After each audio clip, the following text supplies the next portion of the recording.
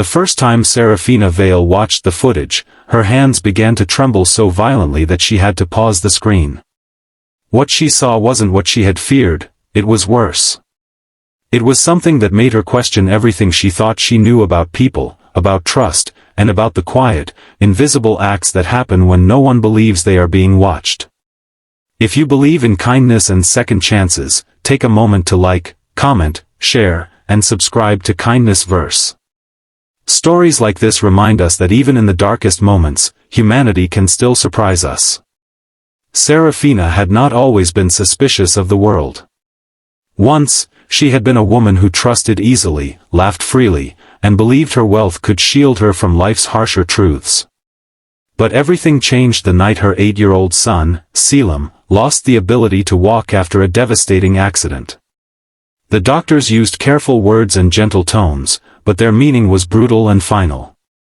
His spine had been damaged beyond repair. The boy who once ran barefoot across sunlit gardens would now spend his days confined to a wheelchair.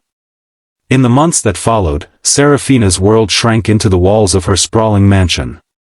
Every room was redesigned for accessibility, every surface softened, every corner made safe. But no amount of luxury could replace what Selim had lost. His laughter faded into silence, his bright curiosity dimmed into long, distant stares out the window. And Serafina, despite her millions, felt utterly powerless.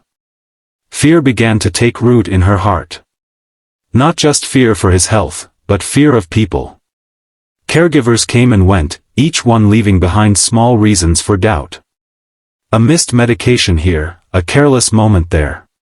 Nothing catastrophic, but enough to convince her that no one could be trusted completely. So she did what she thought any desperate mother might do with unlimited resources, she installed cameras. Not just a few, but dozens, hidden carefully throughout the house.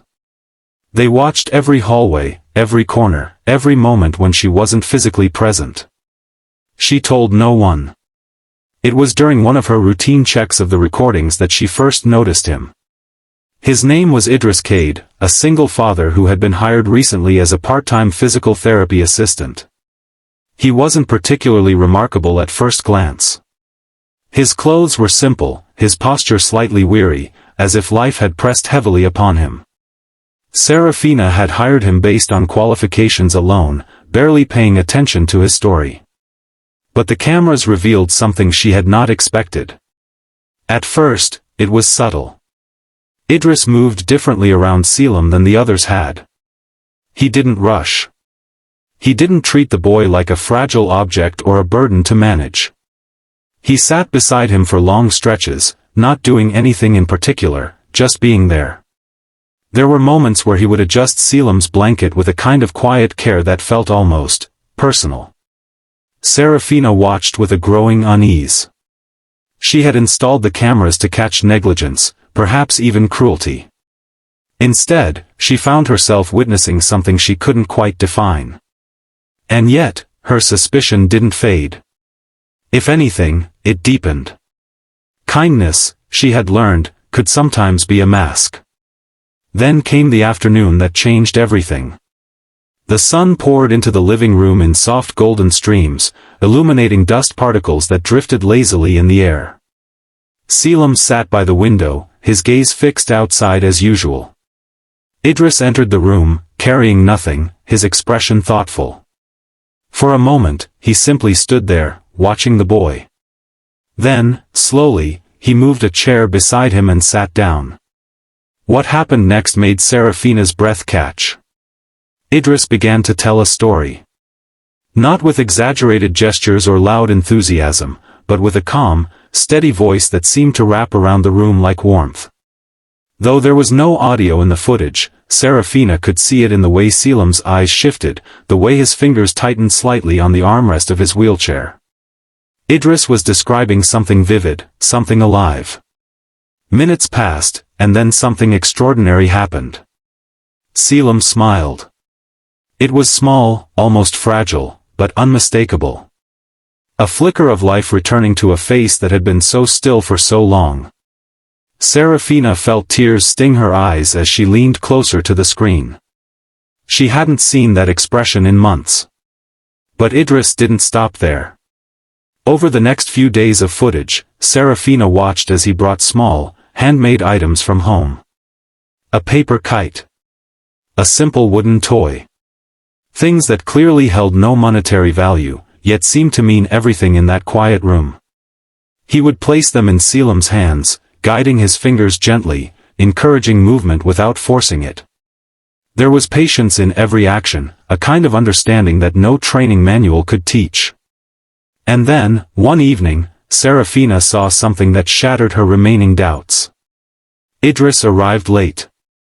His clothes were damp, as if he had been caught in the rain.